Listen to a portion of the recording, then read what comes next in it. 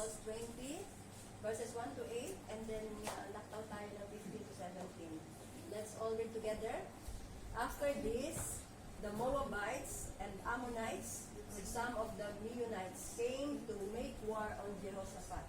Some men came and told Jehoshaphat, "A vast army is coming against you from Edom, from the other side of the sea. It is already in Hazazon Tamar, that is Engedi." Alarmed Jehoshaphat, the prayer of the Lord, inquired the Lord, and he proclaimed a fast for all Judah. The people of Judah came together to seek help from the Lord. Indeed, they came from every town in Judah and seek him. Then Jehoshaphat stood up in the assembly of Judah and Jerusalem at the temple of the Lord in the front of the new courtyard and said, "O Lord, the God of heaven, you rule over all the kingdoms of the nations. Power and might are in your hand, and no one can withstand you." Sa kabila, stand you. Verse 7, "O our God, did you not drive out the inhabitants of this land before your people Israel, and give it forever to the descendants of Abraham your friend? They have lived in it and have built on it a sanctuary for your name, saying, if calamity comes upon us, whether the sword of judgment, or plague, or famine, we will stand in your presence before this temple that bears your name, and will cry out to you in our distress, and you will hear us and save us." He said, "Listen, King Jehoshaphat, and all who live in Judah and Jerusalem. This is what the Lord says to you. Do not be afraid or discouraged because of this vast army, for the battle is not yours, but God's. Tomorrow march down against them. They will be climbing up by the paths of seas, and you will find them at the end of Jordan in the desert of Jeruel. You will not have to fight this battle. Take up your positions, stand firm, and see the deliverance the Lord will give you, O Judah and Jerusalem. Do not be afraid, do not be discouraged. Go out to face them tomorrow, and the Lord will be with you." Amen. May Lord God, you bless the reading of your word. We declare, Lord God, that ang salita mo, ang katotohanan, ito ang dapat namin panghawakan sa lahat ng oras, sa lahat ng panahon, sa aming mga buhay. And today, Lord God, speak and reveal the truth to us, O Lord God. Open our hearts and give us the understanding that comes from your Holy Spirit. And I pray, Lord God, kami po ay victorious in your name, O Lord God, dahil ang lahat ng bagay pinagtagumpayan mo na sa cross. Yes. And today, Father God, salamat po. In Jesus' mighty name we pray. Amen. Amen. So praise God. So the message of the Lord is spiritual weapons. Nakita natin ang tayong lahat bilang mga born again Christians na palagi tayong nasa battle.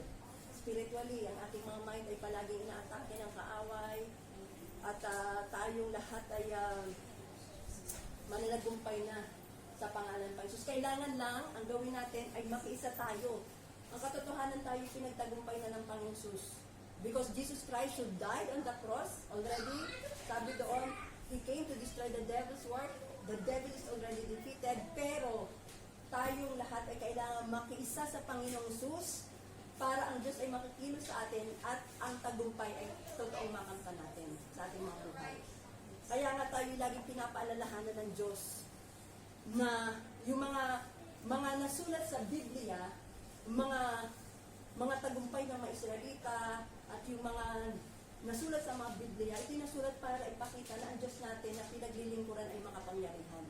At nais ng Diyos na palagi tayong magtagumpay. Ayaw ng Diyos na tayo lahat ay maging talungan. So,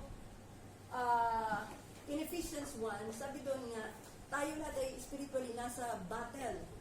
At kung tayo ay nasa battle, katulad ng mga nasa mga giyera, di ba? May mga weapons na ginagamit ang bawat mga army, ang bawat mga nasa war. So sa atin, ano ba ang mga weapons na dapat natin gamitin para tayo ay magtagumpay sa ating mga laban? Sabi doon sa Ephesians 1 verse 6 verse 12, ang atin daw mga kaaway ay hindi tao. Amen. Ang nasa likod ng mga sitwasyon na mga pangit sa mundo, sa nation, sa lahat ng nation, sa bansa, sa pamilya, sa community, hanggang sa personal nating mga buhay, down sa ating mga personal na buhay, pamilya, down sa ating mga personal na buhay, ang mga nasa likod na mga pangyayari ay ang kaaway. Hindi natin nakikita. Ibig sabihin, meron tayong mga unseen enemy. Aminin natin hindi, meron tayong unseen enemy. At itong mga unseen enemy na ito nga yung nag-o-oppose siya sa kalooban ng Diyos. Ino-oppose niya na mga anak ng Diyos ay makakilala sa Kanya.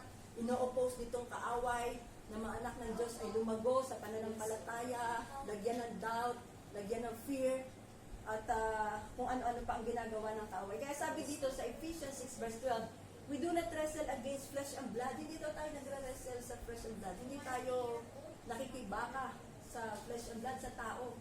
Kundi tayo ay nakikibaka against saan? Principalities, against powers, against rulers of this darkness of this age, against spiritual hosts of wickedness in heavenly places. So, hindi natin nakikita ang mga evil spirit na yan, mga demons, wicked spirit, evil spirit, demonic forces, at mga unclean spirits, mga espiritu na mga kukulam, lahat ng mga demons from hell, ito yung mga kampo ni Satanas, ito ay mga inutusan niya to tayo nga sa atin. So, tayong lahat ay tinuturoan ng Diyos na makibaka spiritually. Kasi nga ito ang katotohanan eh. This is the word of God. At ang katotohanan, ang sinasabi ng Francis, noon hindi pa natin alam ang mga ganitong katotohanan. Kasi wala pa tayo sa tulog. Pero ngayon na tayo ay nasa tulog na kilala natin si Jesus, ito ang nangyayari sa atin, spiritually. Do tayo ay in the physical, may buhay tayong spiritual. At yun ang lagi natin dapat pinaghahandaan. So, makita natin ang story ni Jehoshaphat. Ito nga sa 2 Kings 20, na si Jehoshaphat ay isang hari ng Israel. At siya ay sinasamahan ng Diyos. Pero dumating ang oras na siya ay nilusob ng mga kaaway. Sino ang lumusob kina Jehoshaphat? Ito nga daw, Moabites, Ammonites, Meunites, lahat ng Ayites, lumusob sa kanila, lumusob sa Israel. At ang hari ng mga time na yun ay si Jehoshaphat. Kaya itong si Jehoshaphat, nung nalaman niya, may nagbalita sa kanya na isang malaking hukbo ang sasalakay sa kanila. Ito si Jehoshaphat, ano sabi doon? Jehoshaphat, alarmed, resolved to inquire of the Lord, and he proclaimed a fast for all the Judah. So, ang weapon na una-una nating kailangan na ginagamit is prayer. Ito nga, yung pagdulog ni Jehoshaphat sa pamagitan na yung pag-inquire sa Lord, ito ay isang panalangin. Siya ay nanalangin. At inutusan niya ang buong Judah na mag-fast. Kasi nga takot eh. Siyempre kapag tayo ay dumadaan sa anumang trouble, kaguluhan, or mga trials in our life, human as we are, meron tayong takot. Pero ang maganda doon, ang lahat ng mga troubles natin, or suffering, ito'y inaalaw ng Diyos para tayo naman ay maging pino, ma-refine ang ating mga buhay, ang lahat sa atin. At though the devil meant it for bad, ang Panginoong Jesus ginagamit pa rin ang anumang sitwasyon to defeat Satan. Ginagamit pa rin ni Lord ang mga sitwasyon na pangit na yan para even yung mga sitwasyon na yan ay magamit ni Lord Jesus to bring distraction sa kaaway. Amen? So, ano ang ginawa ni Jehoshaphat? He resolved to inquire. Nagtanong daw siya unang-una. Nagtanong siya kanino? Nag-inquire siya, nag-seek siya sa Diyos. Lumapit siya sa Diyos. Ibig sabihin, ang unang-unang ginawa ni Jehoshaphat ay tumawag sa Diyos, nanalangin siya at nag-prayer fasting siya. Hindi siya sa tao lumapit. Hindi siya sa kapitbahay. Sabi doon, hindi siya sa kapitbahay lumakad. Hindi siya nag-inquire sa tao. Hindi siya nag-inquire sa kahit kanino man tao, kundi ang sabi dito ng Bible, siya ay nag-inquire sa Panginoon. Kaya't nung sila lahat, yan nga sinasabi dito, ang buong ang Judah At ang Jerusalem, ito nga, silang lahat ay dumulog sa Panginoon. Sila ay dumulog sa Panginoong Jesus at sinik nila ang presence ng Panginoon. So habang sila'y nananalangin, ito na ang nangyari. So importante yung ating talagang mga panalangin. Kaya nga sinasabi ng Bible dito sa James 5:13, is any one of you in trouble? Sino man ba daw sa atin ay nasa trouble? Tayo raw ba ay nasa trouble? Ang sabi ng Panginoon, he should pray. So manalangin daw tayo kung tayo ay in trouble. We must pray. At ano pang sabi ng Panginoon, is anyone happy? Kayo raw ba ay masaya? Sabi naman ng Bible dito, let him sing song of praise. Ibig sabihin, whether we are in trouble, kahit tayo ay nasa trouble, or kahit na tayo ay maganda ang ating sitwasyon, we are happy. Lagi tayong lalapit sa Panginoong Jesus. Ibig sabihin, walang puwang, walang dapat, walang tayong sinasayang ng mga oras at panahon. Kundi yung mga panahon natin ay kailangan daw tayo manalangin. Amen? If you are in trouble, pray. If you are happy, then praise the Lord. So, pangit or maganda ang sitwasyon natin, tinuturuan tayo ng Diyos na lumapit sa Kanya. Amen? Kasi wala naman tayong ibang lalapitan, kundi ang Diyos lang na makapangyarihan sa Diyos. Katulad ng yung pag-bless natin, di ba? Sabi doon, maliban na ang tao nga daw ang magtayo ng bahay. Walang makapagbabantay sa atin. Kahit yung mga anak natin na nasa Pilipinas, walang makakapagbantay sa kanila, kundi malibang ang Lord lang. Maari kasama nila ang pamilya nila, ang lola at lolo, pero malibang si Lord ang magbantay sa kanila, they are not really fully protected. Kaya nga, importante yung prayers natin.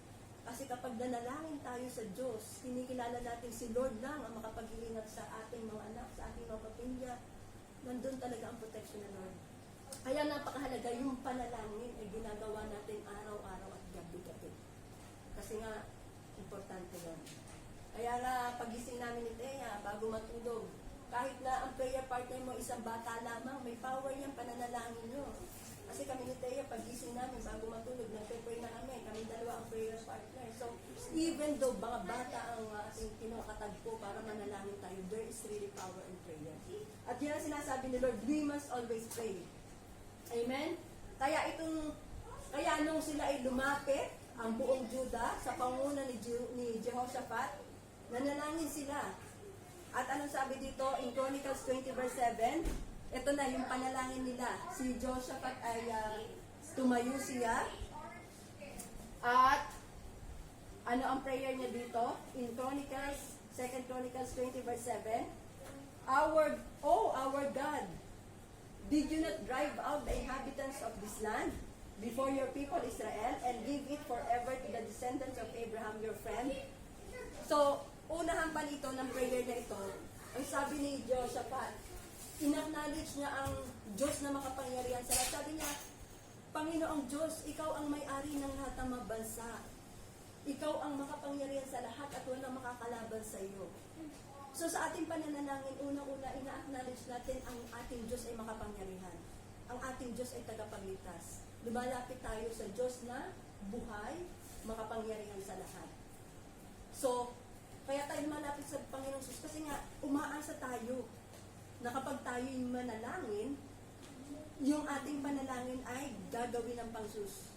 Kasi nga, ang Diyos lamang ang makapangyarihan sa lahat. Kaya nung si Jehoshaphat ay in-acknowledge niya na ang Diyos lamang ang makapangyarihan sa lahat, i-dineclare niya, Lord, ikaw ang Diyos na may-ari ng lahat ng mundo ito. So, ganun din tayo. Kapag tayo nanalangin, di ba sabi nga, yung sa prayer daw ay mayroong 4 yan, acronym na acts. Unang-una dyan ay ina-acknowledge natin ang presence ni Lord. At tayo ay gino-glorify natin ang Diyos na makapangyarihan sa lahat. Bago tayo manalangin, tayo sumasamba talaga sa kanyang dakilang pangalan. Amen? And so, yung ating pananalangin, umaasa tayo sa Diyos na makapangyarihan sa lahat. Amen? Kailangan natin ang panalangin kasi wala tayong kayang gawin. Malibang tayo ay samahan ng Diyos at ingatan at pagtagumpayan ng Diyos.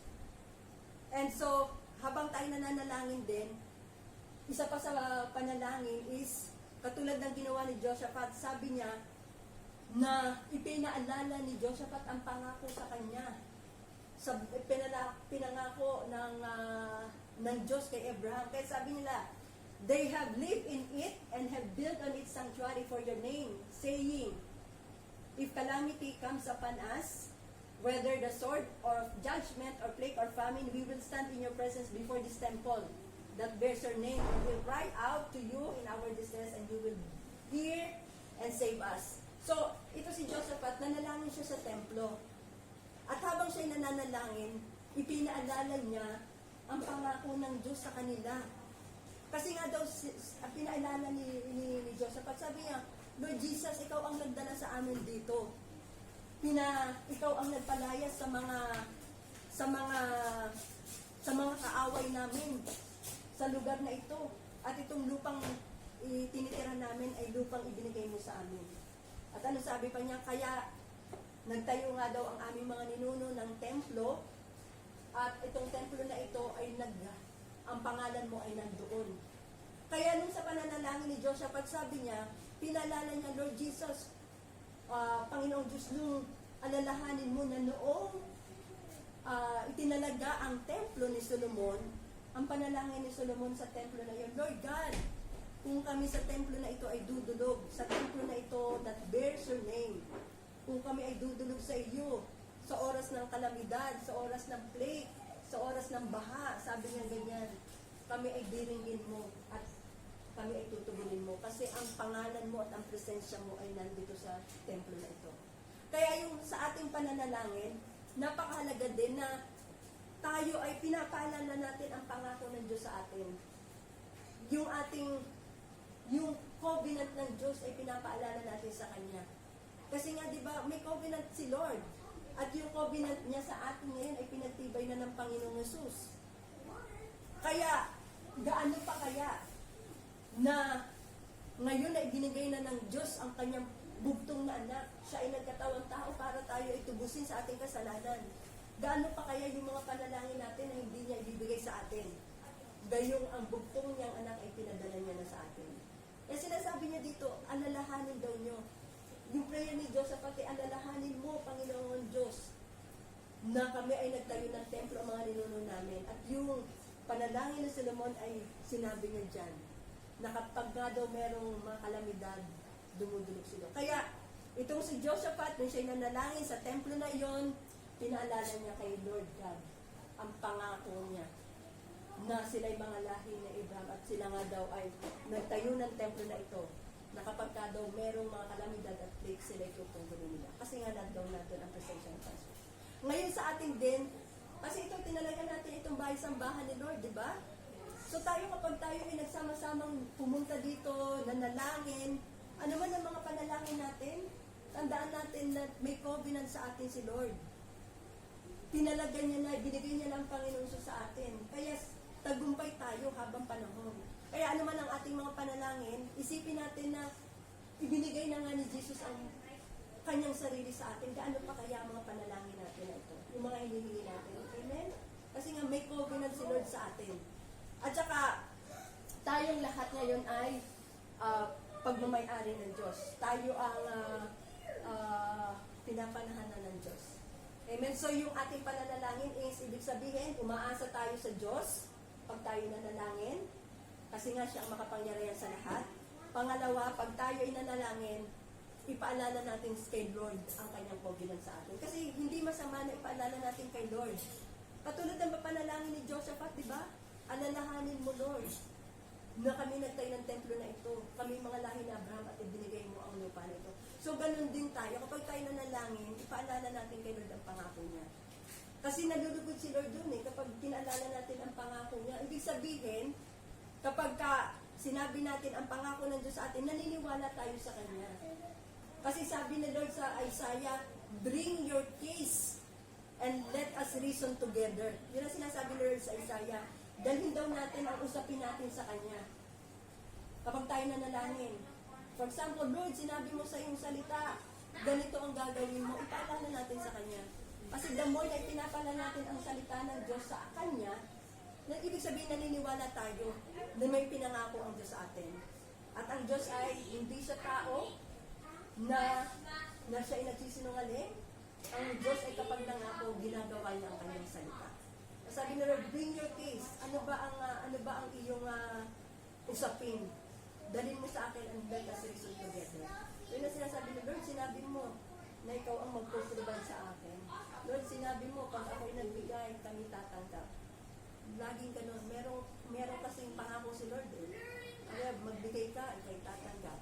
So ganun din, kapag inutal natin ito, sinabi natin sa kay Lord, kung walang-wala na tayong pera, in-offer natin ito kay Lord. Lord, sinabi mo, pag kami nagbigay, kami tatanggap. So, dahil sa pangako mo ito, bibigay ko itong last na sentabo ko sa iyo, ikaw na po ang bahala sa akin. Pag in-offer natin ang ganung mga prayers, lalo na may pangako si Lord, talagang sigurado ang pangako ng Panginoon ay gagawin niya sa atin. Amen? So, sa ating pananalangin, iano natin ang kanyang covenant, ang kanyang pangako. At pangatlo, kapag tayo ay nanalangin, tandaan natin na ano tawag dito? Tayo ay bibigyan ng tagumpay ng Panginoong Jesus. In 2 Chronicles 20 verse 12, sabi dito, O our God, we do not judge them, for we have no power to face this vast army that is attacking us. Kasi nga malaking army ang lumusob sa kanila. Kaya sa panalangin ni Jehoshaphat, Lord God, wala kaming kakayanan na talunin ang ganitong kalaking mga kaaway. Ano sabi ni Jehoshaphat sa kanyang prayer? We do not know what to do, but our eyes are on you. So yung pananalangin natin, merong kapakumbabaan. Kapag tayo nagpakumbaba sa Panginoong Jesus at inamin natin ang ating mga kahinaan, then si Lord ino-honor niya. Yung hindi tayo nagpe-pretend pa sa harapan ng Diyos. Inaamin natin, Lord God, katulad ng panalangin Diyos, at Lord, hindi ko namin kaya ito. Wala kaming power na talunin ng mga ganitong kaaway na umatake sa amin. Kayo na ang bahala sa kanila. We do not know kung ano ang gagawin. Pero ano sabi niya, but our eyes or ano, kami nakatingin sa inyo. So pag ganun, Lord, talagang total surrender na ang ginagawa natin sa ating mga panalangin. Amen?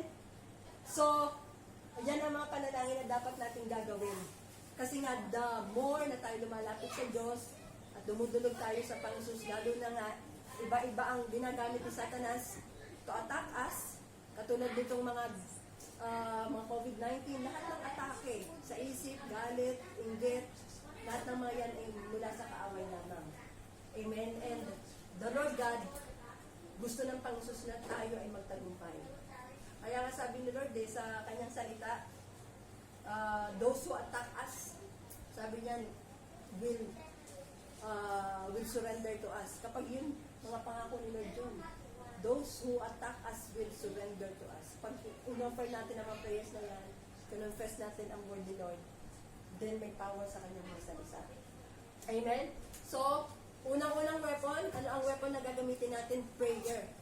Kasi kailangan gagawin natin yan. Kasi ang kaaway is, naghihintay siya ng time na tayo ay mahina. Naghihintay ang kaaway. Sabi nga, yung maaligid. At naghihintay ng masisilo. So, when tayo sa tayo mahina, doon umaatake ang kaaway. At kapag tayo mahina, yun nga, hindi tayo nakapag-prayer, then, madali tayo matatalo doon. So, dapat tayo lagi, may panalangin tayong ino-offer sa Panginoon. Pag-start ng ating gising, bago tayo matulog, may pasalamat. Pag-gising natin kay Lord, manalangin din tayo, hingi natin ang gabay at patnubay ng Panginoon sa maghapon natin. And then, ang Panginoon Jesus, sasamahan niya tayo. So, ano pa? Ang pangalawa is prayer. Ang pangalawa ay the Word of God. Word of God ang weapon na pangalawa natin. So, nung nananalangin itong si Jehoshaphat, kasama na ang buong Juda at Jerusalem, at hindi lang panalangin, nag-fasting sila, prayer and fasting. Ibig sabihin talagang nag-give in sila sa pangailangan ng kanilang flesh, so that yung kailangan ng kanilang spirit ay dumating sa kanila. Kasi kapag tayo i-give up natin yung mga pangailangan ng flesh natin, at ang kinukuha natin ay yung kalakasang spiritual, katulad nga ng fasting, then yung power ni Lord talaga ay focus po sa atin. Kaya, kapag inempty natin ang ating sarili ng mga bagay in the flesh, then yung mga bagay in the spirit ang darating sa atin. Kaya yun ang reason na tayo nagpa-fast. So that yung mga bagay in the flesh ay isang tabi natin, so that yung presence ni Lord ang pupuno sa atin. So habang sila'y nananalangin dito, anong nangyari? So, habang sila'y nananalangin, the presence of the Lord ay dumating sa kanila, sa kabuuan ng nagtitipon ng mga Juda at Jerusalem. And then the Spirit of the Lord, ano yung ginawa? The Spirit of the Lord came upon kay Jehaziel. Hindi na naisulat ko dito, pero habang sila ay nananalangin, nag-aayuno, ang Espiritu ng Diyos ay bumaba kay Jehaziel. Walang nakasulat dito. Pero yun nga, nung dumating sa kanila, ginamit ni Lord si Jehaziel para ibigay ng Diyos ang mensahe ng Diyos sa Israelita, kay Josaphat. Kaya nung si Jehaziel ay napuspos ng Espiritu Santo, ito ang salita ng Diyos sa kanila. Ito ang mensahe na tinanggap ni Jehaziel at sinabi niya. So in 2 Chronicles 20:17, you will not have to fight this battle. Ito na. When the Spirit of God came upon Jehaziel, sabi dito, you will not have to fight this battle. Take up your positions. Stand firm and see the deliverance the Lord will give you. O Judah and Jerusalem, do not be afraid. Do not be discouraged. Go and face them tomorrow and the Lord will be with you.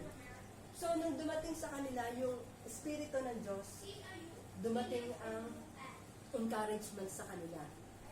Kaya nga, napakahalaga yung Word of God na weapon natin. Kasi ang Word of God nagbibigay sa atin ng encouragement. Katulad dito ni Josaphat at ang kanyang ang Israelita. May takot sila. At dahil nga sila'y nananalangin, nag-aayuno, bumaba ang Espiritu ng Diyos, at yung mensahe ng Diyos dumating sa kanila, na-encourage sila. Sabi ng Panginoon dito, ang laban na ito ay hindi niyo laban. Kundi ang laban na ito ay laban ko. Kaya ang sabi dito, take up your positions. At ano sabi dito, do not be afraid. Huwag daw kayong, sabi nila, huwag kayong panghinaan ng loob, huwag niyong sirain ang inyong loob. Lakasan niyo ang loob, sabi ng Diyos, sapagkat ang laban na ito hindi laban kundi laban ko. Kaya yung salita ng Diyos, napaka-importante sa atin. Napaka-importante kasi nga, kapag tayo nananalangin, at sinamahan natin ng Word of God, yung mensahe ng Panginoon ay dumarating sa atin dahil nga tayo ngayon na nasa atin ang banal na Espiritu. Tandaan natin, nung Old Testament, wala pa ang Holy Spirit sa kanila. Ang Espiritu ay bumababa lang sa isang tao para i-empower sila at ihayag ang mensahe ng Diyos. Pero ngayon tayo kasi in the New Testament, dahil ang ating kasalanan ay binayadan na ng Diyos, dahil naganap na yung kaligtasan natin, si Jesucristo ay inoffer na sa krus, ang banal na Espiritu ay tinanggap na natin. Ang Holy Spirit ay tinanggap na natin. At kaya, nung panahon din na yon, ang salita ng Diyos ay hindi pa nasusulat. Wala pang Bible noon, ng Old Testament. Pero ngayon, mapalad tayo. Mas maganda ang kalalagayan natin ngayon kasi nga, si Jesus Christ ay inoffer na nakaligtasan natin. Mas maganda, mas blessed tayo ngayon kasi meron tayong Holy Spirit. Merong Word of God tayo na binabasa. At ang Word ni Lord, ito yung guidance natin sa ating pamumuhay. Amen? Kasi doon in-empower pa si Jehaziel para tanggapin ang mensahe ng Panginoon. Pero pag tayo ay nagbukas ng salita ng Diyos, sinik natin ang pangalan ng Panginoon, ang kanyang salita will come upon us para bigyan tayo ng wisdom. Bigyan tayo ng liwanag. At yung mga puso'y kinakalma ng Diyos sa atin. Kaya nga, very powerful ang word ni Lord Pag ito'y binasa natin, pinepenetrate ng salita ng Diyos ang ating puso, ang ating isip, ang ating kaluluwa, ang ating espiritu. Kaya anuman ang mga galit sa mga puso, anuman ang mga alalahanin, anuman ang mga sakit, gumagaling tayo, lumalakas tayo. Amen? Kaya nga nakahapon, yung naglinis ka ng mga kusina, nagbuhat ka ng maraming ako dineklara ko talaga, Lord Jesus, ang kalakasan ko ikaw. Those who hope in the Lord will renew their strength. Inano ko talaga yan. Those who hope in the Lord will renew their strength. Pinawi ko lahat ng pagod. Wala kang mararamdamang pagod. Confess the word of God. Those who hope in the Lord will renew their strength. They will soar on wings like eagles. Sinabi ko, Lord, ang lakas ko'y katulad ng agila. Tatakbo ako ng tatakbo, hindi ako manghihina. Lalakad ako ng lalakad, hindi ako mapapagod. Kapag dineklara natin yan, ang lakas ko'y galing sa iyo, ang lakas ko'y katulad ng agila, siguradong tanggal ang pagod mo yan. Kahit ano pang mga binuhat mo dyan, wala ang pagod mo. Declare it. Kailangan lagi tayo magde-declare ng word of God. Kasi nga ang word ni Lord, sabi niya, hindi yan babalik sa Kanya na hindi yan napupulpil ang Kanyang salita. Sabi ng Pangsus, I see to it na ang salita ko ay mapupulfil. Sabi niya, ang salita niya cannot return to Him void. Ang salita niya hindi babalik sa Kanya na hindi na isasagawa ang Kanyang salita at mapangyari ang Kanyang kalooban. Kaya importante talaga yung ating word and confession napakahalaga sa atin. Amen? Ano pa ang kagandahan ng salita ng Diyos? Ito ay katotohanan. Ang salita ng Diyos ay katotohanan at lagi natin dapat i-confess sa ating mga situation. At ang fulfillment ng salita ng Diyos ay unstoppable. Hindi pwedeng harangan ng kaaway ang salita ng Diyos. Walang pwedeng makaharang sa salita ng Diyos. Walang pwedeng makaharang at hadlang sa salita ng Panginoong Diyos. Amen? Kasi nga ito'y katotohanan. Tingnan ninyo si Jesus Christ, di ba? Si Jesus Christ ay ipinrophesy na siya'y darating. Prophesy siya ng mga prophets, sa Old Testament ay ipinahayag siya na darating siya. Pero itong si Satan, alam niya kasi na darating mawawalan siya ng kapangyarihan. Mawawalan siya ng control.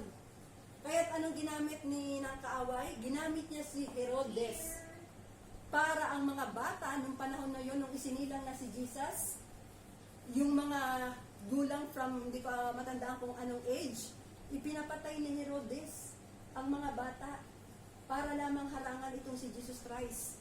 Pinapatay ni Herodes. Ginawa ng Diyos, inilikas na si Jesus. Inalis na siya doon sa pinagdinalan siya sa Egypt. Kaya, ipinrophesy na si Jesus Christ ay darating, ang tagapagligtas, at itong si Satan ay pinipilit niyang harangan ang salita ng Diyos, ang pinopesya ng Panginoong Diyos. Kailanman hindi maharangan ang salita niya. Kaya naharangan ba ng kaaway ang pagdating ni Jesus? Hindi. Kahit na pinilit niyang ipapatay ang mga bata na hindi nahadlangan ang pagdating ng Panginoong Diyos. Amen? Kaya ang salita ng Diyos ay very powerful. At yung fulfillment ng salita ng Diyos is amen, yes and amen sa Panginoong Diyos. Kasi nga, God has already declared tagumpay niya sa krus eh. He died. At kaya sinabi niya, it is finished. Kaya lahat ng nakasulat dyan, it is yes and amen in Christ Jesus. Kasi yung katugunan lahat ng mga panalangin natin ay nasa kasagutan na sa Panginoong Diyos. Kasi Jesus Christ has offered Himself. At nung in-offer niya ang kanyang sarili sa atin, natapos na ang lahat. Nasagot ng Lord Jesus. So bago pa man dumating ang mga hindi man natin gusto, anumang sakit, anumang problema, tapos na yun lahat. Kailangan lang natin na mag-take tayo ng faith sa Panginoong Jesus. At yun nga, palagi tayong makaisa sa Diyos sa pananalangin, pag-ayuno at sa pagsamba sa Panginoon. Amen? Katulad din ito na salita ng Diyos. So napakahalaga ang salita ng Diyos talaga sa atin. So yung pangako ng Diyos is yes and amen in Christ Jesus. At yun nga, ang fulfillment ng salita ng Diyos ay unstoppable, hindi kayang halangan ng kaaway. Ano pa, ang salita ng Diyos ay powerful. Pinapenetrate nito ang ating puso, isip at kaluluwa. Kaya tayo malakas at malusog. Kaya tayo ay makapangyarihan din. Kasi nga, si Jesus Christ who is powerful, nakatira siya sa atin. Na the more we hear the word of God, the more ini-enlighten niya ang ating mga puso. The more tumatanggap tayo ng kapangyarihan, the more tayong nagiging positive. Amen? Yes. Hindi tayo palaging matatalo. So ano pa? So prayer, word of God, and the last one is praise. Tingnan natin. Ano ang nangyari? Noong sila ay Noon na sinabi nga, dumating ang salita sa kanila, the word of God came to them, do not be afraid, do not be discouraged. At binigyan sila ng wisdom ng Panginoon. Sabi nila, go out, face them tomorrow, and the Lord will be with you. Pero sabi ng Panginoon, ang battle daw na ito ay hindi kanila. Kanino daw ang battle na yon? Para daw kay God. Ipagbalalaban daw sila ng Panginoon. Pero anong sabi doon? Take up your positions, stand firm. So ano ang posisyon na dapat natin gagawin? The only position na gagawin natin ay kailangan tayong lumuhod. Kailangan tayong tumaas ang kamay, magsuko ng ating mga kamay kay Lord. Sabi doon, take up your position. Sabi, wala na nga kayong gagawin, maghintay na lang kayo. See, stand firm and see the deliverance that I will make. So ang posisyon na dapat natin gawin, lumuhod lang tayo, magtaas tayo ng kamay sa Diyos, manalangin tayo. Pero tandaan natin, ang pananalangin natin ay hindi lang sa oras na tayo ay may problema. Hindi lang sa time na tayo ay in trouble. Yun nga, every time, dahil ang pananalangin, ito ay dapat isang buhay natin. Isang life. Ang panalangin ay life. It is life dapat natin. Hindi lang kapag kailangan, but we come to praise God and pray to Him. So, ano lang sabi? Do not be afraid. Sis, pakilipat. Do not be afraid. Do not be discouraged. Go out and face them tomorrow. So, ito na nangyari. Nung sila nga ay nanalangin, sumamba, nagpuri, at dumating na ang salita ng Diyos sa kanila, naniwala sila sa Diyos, pinanghawakan nila ang pangako ng Diyos. And so, kinabukasan, ano ang ginawa nila? Sila ay ito na yan. Dahil nga sinabi ng Panginoon ay harapin nyo sila. So, the first thing na ginawa nila nung humarap na sila, in 2 Chronicles 20:21, after consulting the people, si Jehoshaphat appointed men to sing to the Lord and to praise Him for the splendor of His holiness as they went out at the head of the army saying, give thanks to the Lord for His love endures forever. So, kung prayer, Word of God ang weapon natin, ang pangatlong weapon natin ay praise.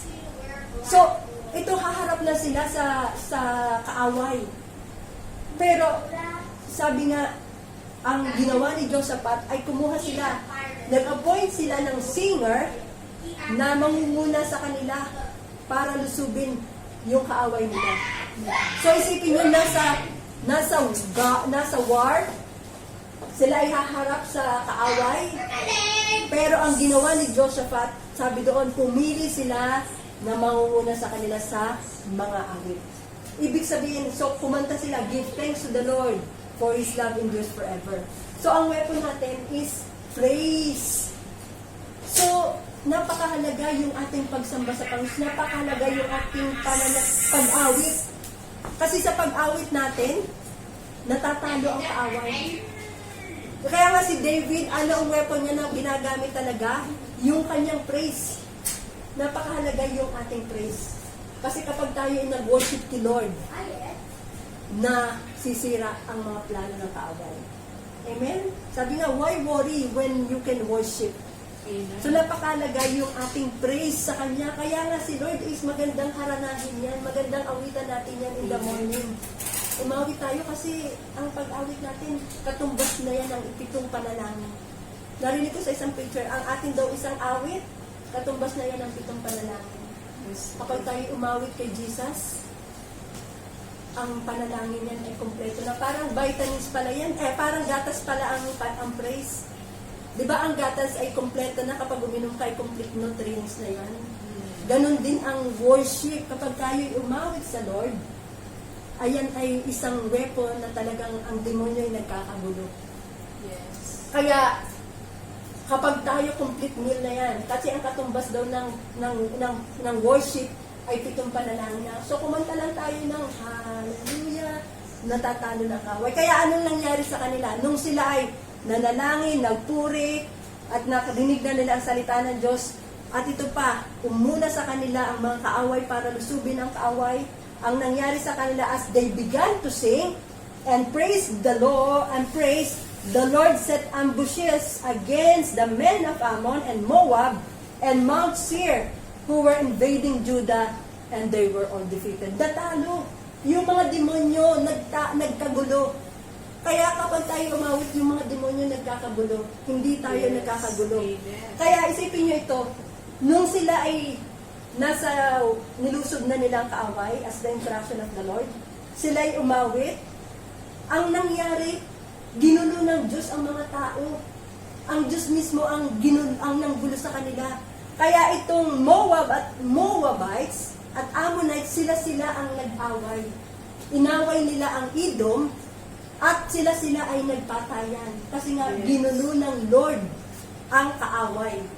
Silang lahat ay natalo. Silang lahat ay napatay. Kaya yung isang taong nakabantay sa kanila, nag-report siya kay Jehoshaphat sa succeeding verse nito. Sabi din, wala pong taong nakatakas. Ang lahat po ay nakahandusay at namatay. Kaya po, tayo po ay tagumpay. Kaya sila ay bumalik sa templo. At hindi lang sila bumalik sa templo, ang dali nila, napakamaraming samsam ang dinala nila. Isipin mo kapag tayo nagtagumpay, ginawa natin ito, may blessing na kapalit yan. Sabi mo, pag umawi tayo, nagpuri, hindi lang tagumpay ang natin sa mga kaaway natin, maraming samsam silang nakuha, hindi na lang naisulat dito. 3 araw nilang hinakot ang lahat ng samsam mula sa kanilang kaaway at dinala nila ito sa kanilang bahay, sa kanila.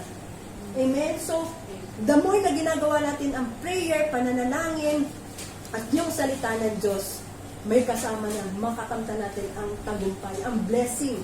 May kalakip na blessing ang ating pagsamba at pagpuri sa Diyos. Kaya nga, hindi natin nakikita, do may kaaway tayo, ang mga anghel ng Diyos ay tinalaga ng Diyos para wasakin ang lahat. Kaya nga yung isang si Prophet Elisha, Yes.